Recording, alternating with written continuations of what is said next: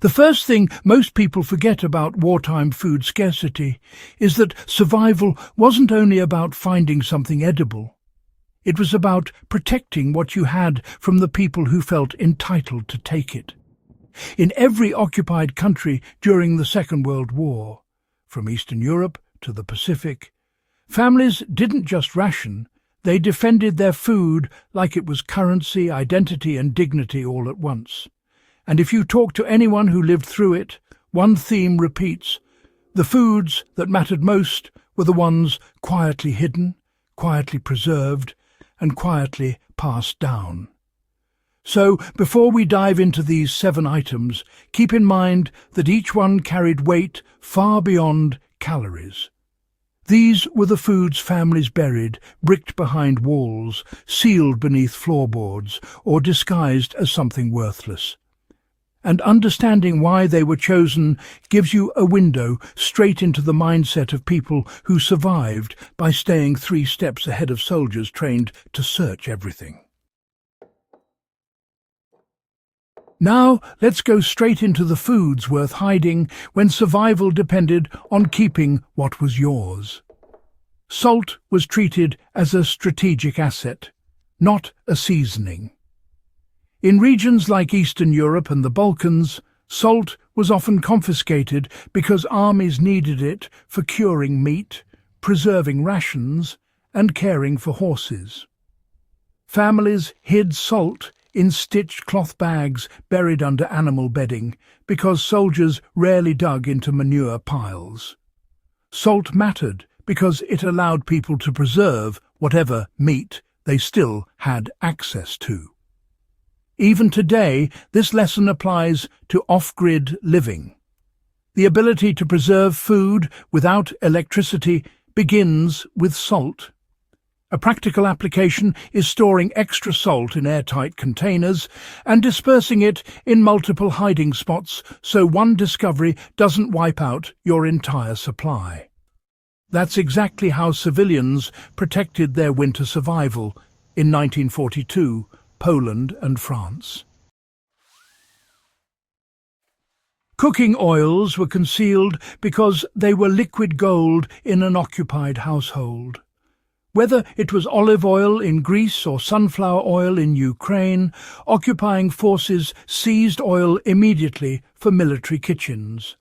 Families responded by pouring oil into old cleaning bottles, relabeling them as kerosene, or burying sealed jars in their gardens. Oil was essential not only for cooking, but also for lamps and improvised medical treatments. Modern preppers can learn from this by storing oils in mixed containers with unassuming labels and rotating them regularly to prevent spoilage. Second World War families weren't just hiding a resource, they were hiding the ability to cook their remaining food in a way that kept morale intact. Dried beans and legumes were protected because they were quiet calories with long shelf life. Unlike livestock or fresh crops, beans couldn't be slaughtered or trampled. They were compact, durable, and easy to hide in chimney gaps or under floorboards.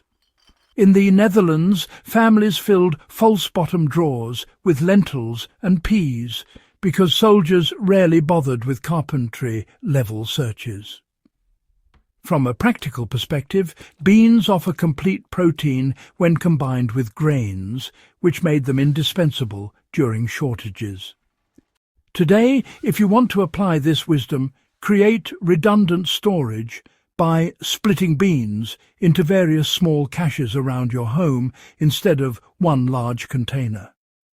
That's straight from the Second World War playbook.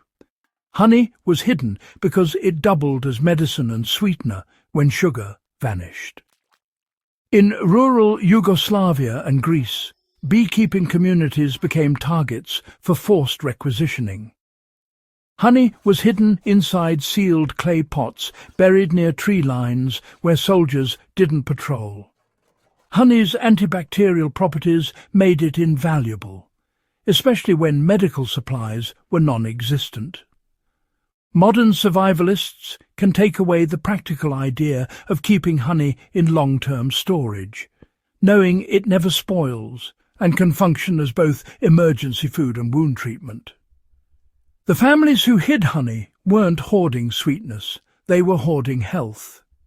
Root vegetables were concealed underground because they blended naturally with the landscape.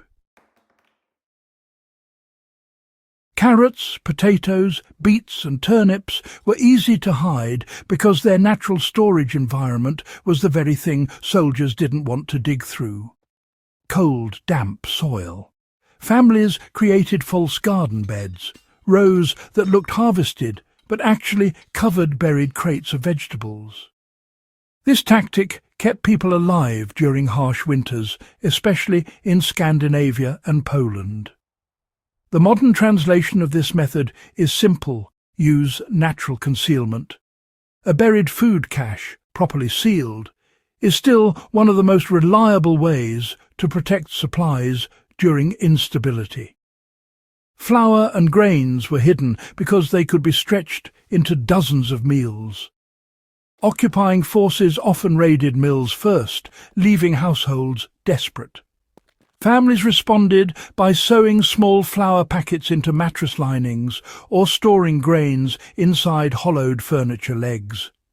These stores were essential because a single sack of flour could carry a family for weeks through bread, dumplings, or porridges. For modern use, consider how you might hide food in plain sight, inside things that look too mundane to be of interest. Second World War families mastered concealment inside objects of everyday life, and that strategy still holds value. Cured meats were guarded because they represented long-term protein security. Smoked sausages, salted pork, dried fish, these were survival treasures. Soldiers often searched smokehouses first, so families adapted by sealing meats in waterproof bags and burying them under woodpiles or inside abandoned wells. The practical lesson is redundancy. Never rely on a single storage method.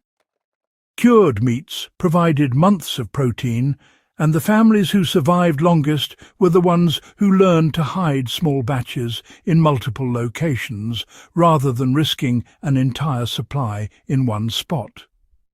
Each of these 7 foods wasn't just nourishment. It was a lesson in strategic thinking, deception, and community knowledge passed quietly from household to household.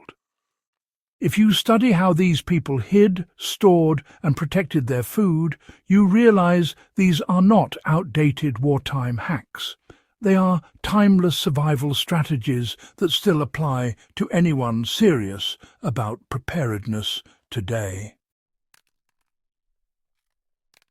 If you found this guide useful, make sure you subscribe to the Prepper Historian, share this with a fellow history buff, and keep exploring the lessons our ancestors paid for in hardships we can still learn from.